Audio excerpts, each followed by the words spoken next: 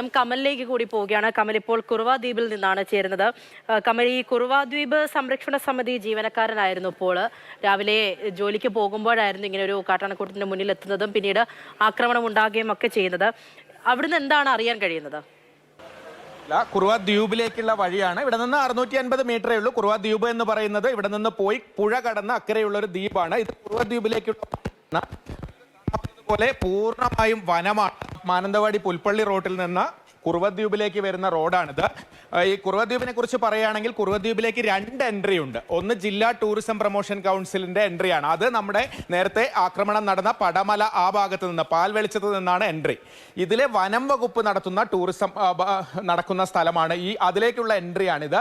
ഇവിടെ ടൂറിസം നടത്തുന്നത് വനസംരക്ഷണ സമിതിയാണ്. വനം വകുപ്പിന് കീഴിലുള്ള വനസംരക്ഷണ സമിതി. ആ VSSന്റെ ജീവനക്കാരനായിരുന്നു പോള്. ഇതിലെയാണ് കുറുവദ്വീപിലേക്ക് പോകേണ്ടത്. അദ്ദേഹം ഇന്ന് ഇവിടെ നിന്നത് ഈ കുറുവദ്വീപ് അടഞ്ഞു കിടക്കുകയാണ്. പടമലയിലെ കാട്ടാന ആക്രമണത്തിന് ശേഷം കുറുവദ്വീപിൽ ടൂറിസം നടക്കുന്നില്ല. അപ്പോൾ വരുന്ന വാഹനങ്ങളോട് അങ്ങോട്ട് പോകേണ്ട, പ്രവേശനമില്ല, അടഞ്ഞു കിടക്കുകയാണെന്ന് അറിയിപ്പ് നൽകാനാണ് അദ്ദേഹത്തെ ഡ്യൂട്ടിക്ക് നിയോഗിച്ചത്. അങ്ങനെ 2 പേർ ഇവിടെ ഡ്യൂട്ടിക്ക് നിൽക്കാറുണ്ട്. ഇതിലെ പോയാൽ ചേകാടി എന്ന വനഗ്രാമമാണ്. ചേകാടിയിലേക്ക് പോകുന്ന റോഡ് ഇത് കുറുവയിലേക്കുള്ള റോഡ്. ഈ ജംഗ്ഷനിലാണ് പോൾ നിന്നിരുന്നത്. ഈ ജംഗ്ഷനിൽ നിൽക്കുമ്പോഴാണ് ഇവിടെ വെച്ചാണ് കാട്ടാനെ ആക്രമിക്കുന്നത്. ചേട്ടൻ വനസംരക്ഷണ സമിതി ജീവനക്കാരനല്ലേ? ഇവരൊക്കെ വനസംരക്ഷണ സമിതി ജീവനക്കാരനാണ്. എന്താണ് സംഭവിച്ചതെന്ന് രാവിലെ എങ്ങനെയാണ് അറിഞ്ഞത്? എന്താണ് സംഭവിച്ചത്? കൃത്യമായിട്ട് നമ്മളിത് ആരും കണ്ടില്ല. അത് പിന്നെ ഇത് കഴിഞ്ഞിട്ട് പിന്നെ ഒരു ആന അലർച്ച ചിഹ്നം വിളിച്ചായിരുന്നു. അപ്പം പിന്നെ തൊഴിലുറപ്പ് അവർ വന്നിട്ടാണ് ഇത് കണ്ടിട്ട് പുള്ളിക്കാരൻ എണിച്ചു വന്നു, പിന്നെ വീണുപോയി. പിന്നെ അവിടുന്ന് തൊഴിലുറപ്പ് പിന്നെ തൊഴിലാളികളെ പിടിച്ച് മാറ്റുമ്പോൾ പിന്നെ ആന വന്നായിരുന്നു. അവരുള്ളതുകൊണ്ടാണ് അന്നേരം ഓടിച്ചത്. ഇത് പകൽ 9:30 നമ്മൾ ഇതിലേക്ക് പോകുമ്പോൾ എപ്പോഴും ആന ഉണ്ടാവുന്ന സ്ഥലമാണ്, രാത്രിയും പകലൊക്കെ. പക്ഷേ രാവിലെ 9:30 ഇങ്ങോട്ട് വന്നിട്ട് ഒരു ആന അങ്ങനെ ഒരു പറയാൻ പറ്റില്ലല്ലോ. ഇപ്പം എല്ലാ സമയത്ത് ആന ഉണ്ടാവുമല്ലോ, കാടല്ലേ. ഇപ്പം ആനയ്ക്ക് വേനൽക്കായുണ്ട് പിന്നെ ദേഷ്യം കൂടുതലാണ്. പിന്നെ പെട്ടെന്ന് ആക്രമിക്കാനുള്ള ഇത് കൂടുതൽ. പോൾ ഒറ്റയ്ക്കായിരുന്നു ഇവിടെ ഡ്യൂട്ടിക്ക്? പോൾ ഇവിടെ എപ്പോഴും ഒരാളെ വെച്ചാണ്, അതായത് ഈ അടച്ചിട്ടിരിക്കാന്ന് പറയാൻ വേണ്ടി. അത് ഇവിടെ നിൽക്കും, പാക്കത്തന്റെ ജംഗ്ഷനിലും ഒക്കെ ഒരാൾ നിൽക്കും തിരിച്ചുവിടാൻ വേണ്ടി. അതാണ് പൂജ പറയുന്നത്. ഇവരൊക്കെ വനസംരക്ഷണ സമിതി ജീവനക്കാരാണ്. ഈ യൂണിഫോമിൽ കാണുന്ന ആളുകളൊക്കെ ഇത് ചേകാടിയിലേക്ക് പോകുന്ന ഒരു സ്കൂൾ ബസ്സാണ് വനപാതയിലൂടെ. മറ്റു ജീവനക്കാരും ഇവിടെയുണ്ട്. എന്താ ഇവിടെ ഇങ്ങനെ ഈ ജംഗ്ഷനിൽ എപ്പോഴും ആനേനെ കാണലുണ്ടോ? നിങ്ങൾ നിൽക്കും? കാണലുണ്ട്. പകലും ആന ഉണ്ടാവുന്ന ഒരു സ്ഥലമാണ്. ക്രോസ് ചെയ്യുന്ന ഏരിയ ആണ് ഇത്. അപ്പുറത്തേക്ക് ഇപ്പുറത്തേക്കും ക്രോസ് ചെയ്യുന്ന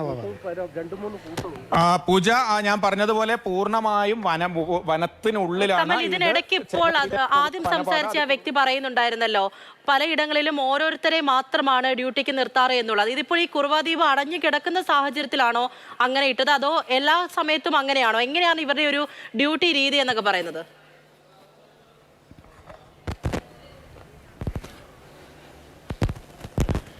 പൂജ, ഇന്നിപ്പോൾ ഈ അടഞ്ഞു കിടക്കുന്നത് കൊണ്ടാണ് ഇവിടെ ഒരാളെ ഡ്യൂട്ടിക്ക് ഇടേണ്ടി വന്നിരിക്കുന്നത്. അല്ലെങ്കിൽ ഇവിടെ ഒരാൾ നിൽക്കേണ്ട സാഹചര്യമില്ല. കുറുവദ്വീപിലെ ജീവനക്കാരാണ് ഇവർ.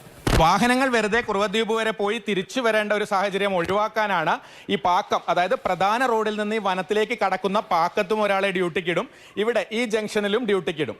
അപ്പോൾ ഇവിടെ നിന്ന് ടൂറിസ്റ്റ് വാഹനങ്ങൾ വരികയാണെങ്കിൽ ഇത് അടഞ്ഞു കിടക്കുകയാണ് എന്ന് പറയേണ്ട ചുമതലയാണ് ഇവർക്കുള്ളത്. അങ്ങനെയാണ് ഈ പോളും ഇവിടെ നിൽക്കുന്നത്. എന്തായാലും രാവിലെ 9:30 അങ്ങനെ ആന പെട്ടെന്ന് വന്ന് ആക്രമിച്ച ഒരു സാഹചര്യമാണ് നമുക്ക് ഒരു എന്തുകൊണ്ടാണെന്ന സംശയമുണ്ടായിരുന്നത്. അത് പക്ഷേ അങ്ങനെ ഉണ്ടാകാനുള്ളൊരു സാധ്യത ഉണ്ട് എന്നൊക്കെയാണ് ഈ ജീവനക്കാർ പറയുന്നത്. എപ്പോഴും ആനയുടെ സാന്നിധ്യമുള്ള സ്ഥലമാണ്. നമ്മൾ ഈ വഴി പലപ്പോഴും സഞ്ചരിക്കുന്ന ഒരു വഴിയാണ്. ഇതിലെ ചേകാടി എന്നൊരു വനഗ്രാമമുണ്ട്, കർഷകർ താമസിക്കുന്ന, അങ്ങോട്ടുള്ള വഴി കൂടിയാണ്.